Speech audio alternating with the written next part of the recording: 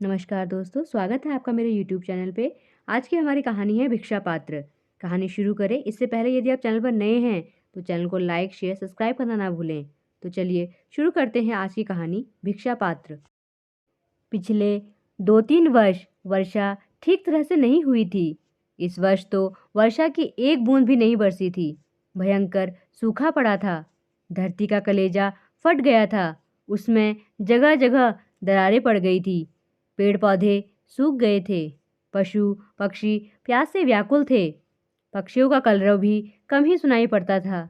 न जाने भूखे प्यासे कहाँ दुबके बैठे थे। नगर में अकाल पड़ा था। जिसके पास थोड़ा बहुत अन्न था उसने छिपाकर दुर्दिन के लिए रख लिया था। प्रजा हाहाकार कर उठी। गौतम बुद्ध से जन जन की परेशानी देखी ना गई। उन्होंने अपने शिष्यों को इकट्ठा किया, नगर के धनी भक्तजनों को बुला भेजा।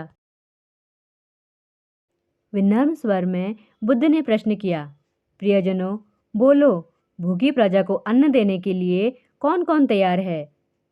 महात्मा बुद्ध के वचन सुन रत्नाकर सेठ का माथा लज्जा से झुक गया। वह हाथ जोड़कर बोला, भगवान, इतने बड़े नगर के हर प्राणी तक अनाज पहुंचाना मेरे वश की बात नहीं है। तथागत ने अपनी दृष्टि घुमाई। उनकी नज़र सेनापति जयसेन पर पड़ी। जयसेन ने कहा, तथागत, प्राण देने से यदि जनता को अन्न प्राप्त हो जाए तो मैं पल भर में तैयार हूँ। लेकिन मेरे घर में इतना अनाज कहाँ कि पूरे नगर का पेट भर सकूं। तभी धर्मपाल बोल उठा, भगवान, मैं तो पहले ही भागे का मारा हूँ। वर्षा ना होने से मेरे सब खेत सूख गए हैं। बीज के लिए रखे अनाज से किसी तरह परिवार को आधा पेट खिला पा रहा हूँ। मुझे तो एक चिंता और भी है, इस वर्ष राज्य का कर कैसे चुका पाऊंगा। सभी एक दूसरे का मुंह ताक रहे थे। तभी भीड़ में से अचानक एक युवती सामने आई। वह थी भगवान तथागत के प्रिय शिष्य अनाथ पंडित की बेटी सुप्रिया। वह अत्यंत दुखी लग रही थी। आंखों से बहते अश्रु पोंछकर उसने बुद्धदेव के चरण छुए और मीठे स्वर में बोली, भगवान, यह तुच्छ सेविका आपकी आज्ञा का पालन करेगी। अन्न की कमी के कारण जो लोग बेहाल हैं वे सब मुझे अपने संतान लग रहे हैं। नगर के हर आंगन में अनाज पहुंचाने का भार मैं लेती हूँ। सभी आश्चर्यचकित रह गए। भला एक स्त्री इतने बड़े नगर के वासियों का पेट कैसे भरेगी? कुछ तो मन ही मन हंसने लगे, कुछ क्रोधित हो उठे, कुछ को सुप्रिया पागल लगी। किसी ने कठोर आवाज में ताना कसा, खुद को तो दाने दाने का अभाव है, फिर इतना बड़ा काम अपने सिर कैसे ले रही है?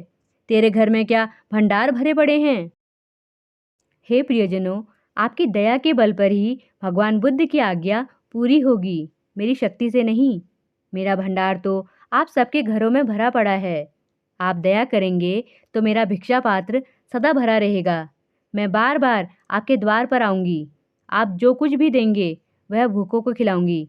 जब तक धरती माँ के पास आप जैसे पुत्र हैं तब तक चिंता कैसी? सुप्रिया सबके सामने सिर झुकाकर बोली, मेरे पास और कुछ नहीं, केवल भिक्षापात्र के रूप में यह कटोरा है। मैं सबसे निर्धन हूँ, इसलिए मुझे मांगने में कोई लज्जा नहीं। महात्मा बुद्ध ने मधुर मुस्कान के साथ अपना वरद हस्त आशीर्वाद के रूप में उठाया और बोले, तथास्तु, तुम्हारा निश्चय पूरा हो। धनी सेठों ने अपने भंडार सुप्रिया के भिक्षा पात्र में उलीच दिए। पात्र हमेशा भरा रहने लगा। समस्त नगरवासियों का उद्धार हो गया। किसी अकाल पीड़ित को भूखा नहीं रहना पड़ा। उधर वर्षा ने भी कृपा दृष्टि की और धरती की प्यास बुझाई। खेत फिर से लहलहा उठे, भंडार फिर से भर गए। दोस्तों, कहानी पसंद आई हो तो चैनल को लाइक, शेयर, सब्सक्राइब करना ना भूलें। And thanks for watching.